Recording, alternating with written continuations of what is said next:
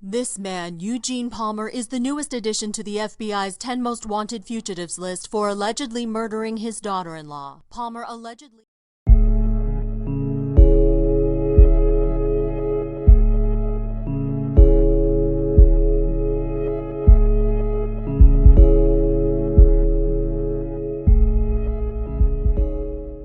Hello and welcome to Most Wanted. On this channel I post stories of those on the run, those caught and those constantly looking over their shoulders. Today we go to Stony Point, New York.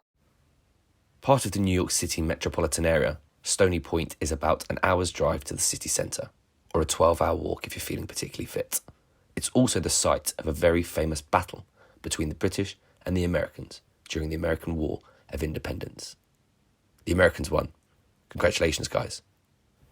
But most importantly, for this story, it's the home of Eugene Palmer. Born in 1939, this good-looking man, Eugene, is currently the oldest fugitive on the FBI's most wanted list.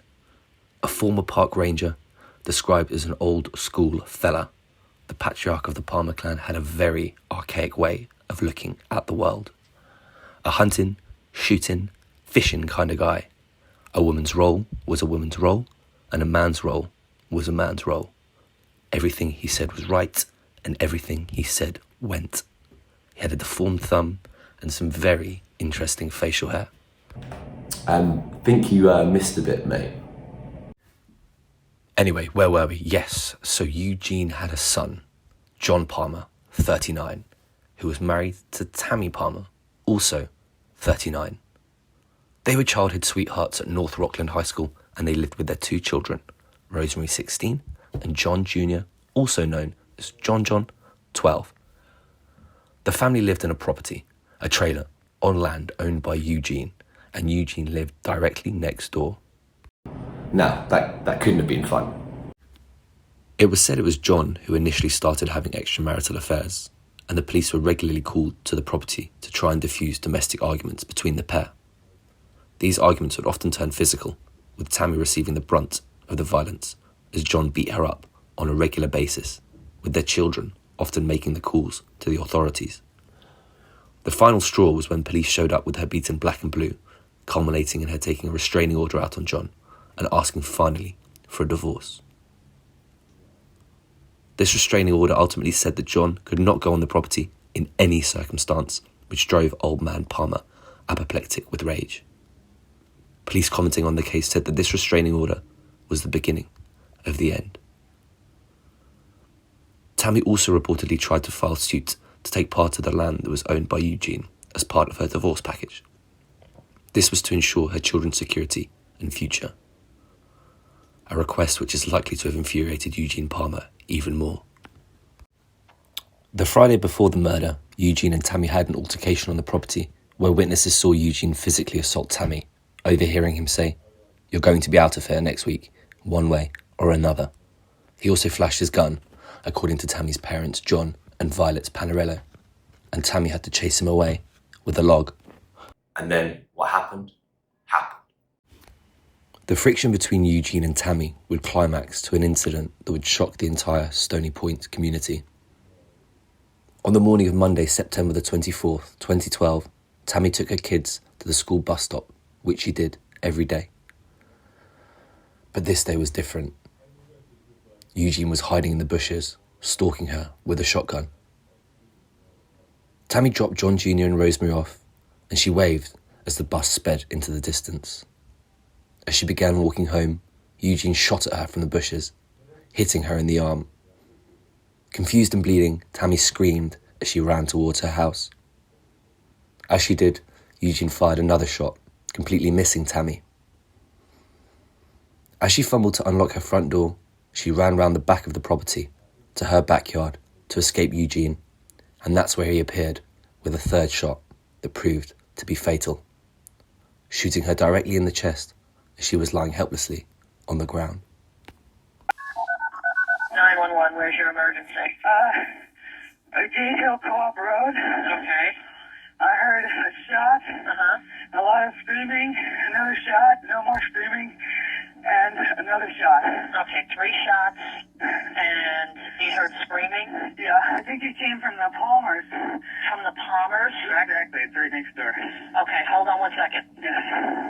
All right, we'll get the cars rolling up there. Thank you. Okay, if you hear anything else, give us a call back, all right? All right. Okay. After Eugene killed Tammy, he went down to his sister, Elaine Babcock's house, directly across the road, and confessed to his actions.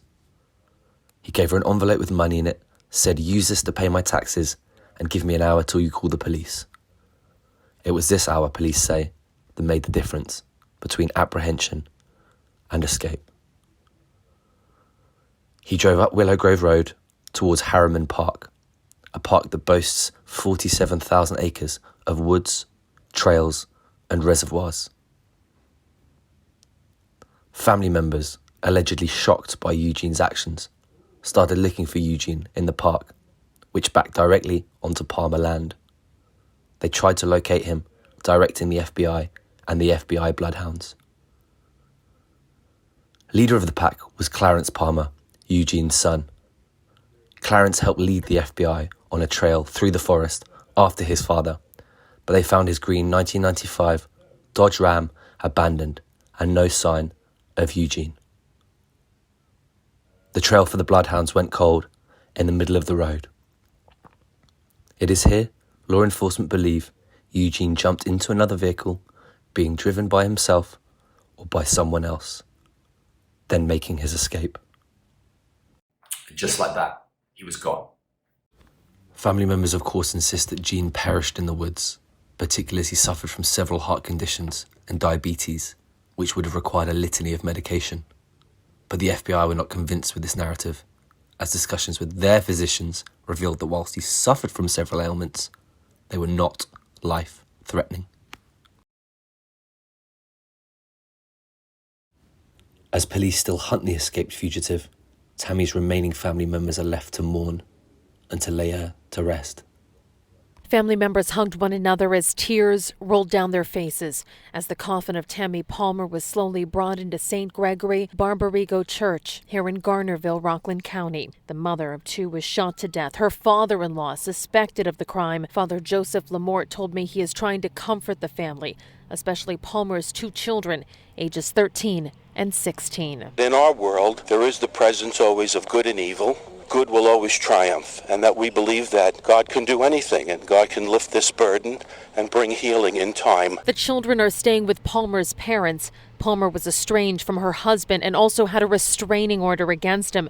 She was living on the father-in-law's property where the murder took place. Sophia Hall, WCBS 880 News.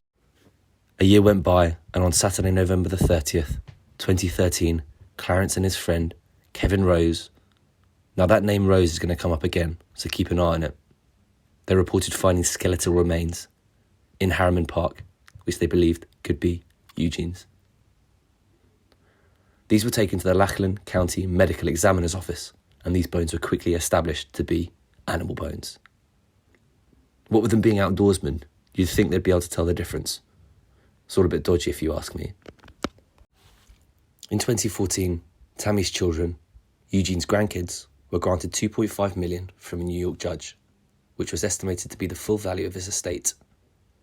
You'd think with all that value, Eugene could have decked the place out a little bit nicer than he did.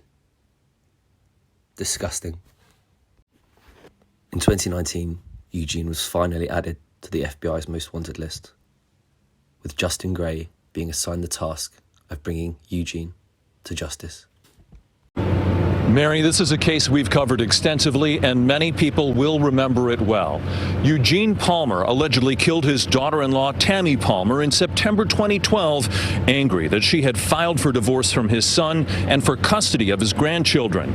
It happened in Rockland County, where Palmer disappeared into the woods of Harriman State Park. There was a manhunt at the time, but Palmer was never found. Even though he has health issues, including diabetes, investigators are convinced Palmer is still alive. And today, the FBI added him to the 10 most wanted fugitive list. Eugene Palmer might be thinking we've given up on finding him, but he'd be wise to think again. This is a good time as any to remind him that the team up here plays by a different set of rules. In our eyes, the victim always comes first, and this team will never give up until justice is served. The FBI is not ruling out the possibility that Eugene Palmer has had help remaining in the shadows, perhaps in upstate New York or in Florida. Now, he can shave his beard, he can change his eyeglasses, but one distinguishing characteristic he cannot change: he has a very obviously deformed left thumb. The FBI is hoping that publicity from his placement on the 10 most wanted list will turn up the heat and help them locate this fugitive, considered armed and dangerous. Live at FBI headquarters in Westchester County, Tony Aiello, CBS 2 News. Tony, thank you. And on the morning of Tuesday, the 17th, 2021, this happened. Well, the FBI raided a home in Warwick, New York, after getting a tip that a man on their 10 most wanted list might have been there. We're talking about Eugene Palmer. He vanished nearly 9 years ago after the fatal shooting of his daughter-in-law, Tammy Palmer, in Stony Point, that's in Rockland County. On Tuesday, agents raided the home of his granddaughter, Jamie Lynn Rose. Palmer did not turn up, and Rose is angry. And it's sickening to me to see how they portray my family to be complete animals. Eugene Palmer would be 82 years old right now if he's still alive. An FBI spokesperson said that the Bureau responds to every lead call or tip with all appropriate resources. Jamie Lynn Rose, the granddaughter of Eugene Palmer and the daughter of Clarence Palmer. And also, do you remember the surname of John Palmer's best friend, Kevin Rose? Seems like a bit of a coincidence. Jamie Lynn claimed that herself and her children were held at gunpoint and handcuffed during the FBI raid. And this was her full statement on Facebook. They blocked off the entire road I live on. Ambulances, police cars, army tanks, and FBI agents. I have bruises all over my arms, and now I'm scared to open my front door. They ripped my security cameras off my house, broke my kid's trampoline. Thanks for wasting my time, traumatizing my children, and wasting taxpayers' money. I literally still feel like I can't breathe. Leave my family alone. I want my life back. I'm sick and tired of being followed by them and harassed. What they put my children through and me today was absolutely traumatic. Now I'm sitting here, scared to go to sleep, scared to open my front door. I've got my 7-year-old kid walking around saying, "Guns! It's FBI! Hands up!" It's absolutely disgusting. And yet again, the case went cold. So the FBI think Eugene is alive for these reasons.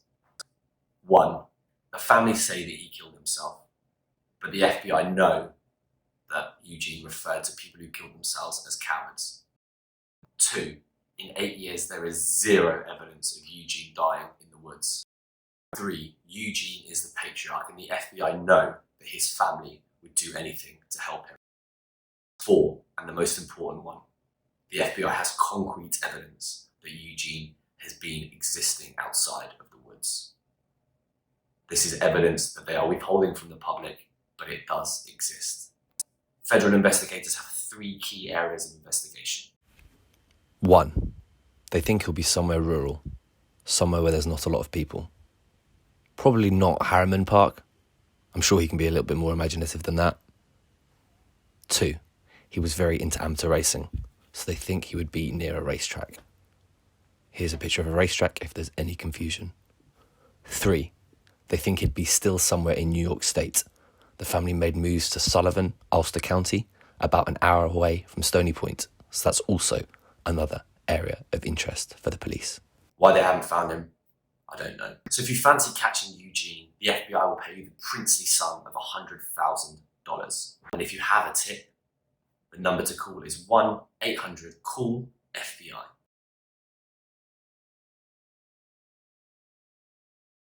This is another sad story of 2 men doing horrendous things to 1 woman. An all too very common occurrence. If you or anyone you know is suffering from domestic abuse, please reach out. There are people that want to help you. Thank you so much for joining me, and we'll see you next time. To see us out, here's an advert from the National Coalition Against Domestic Violence. Thank you.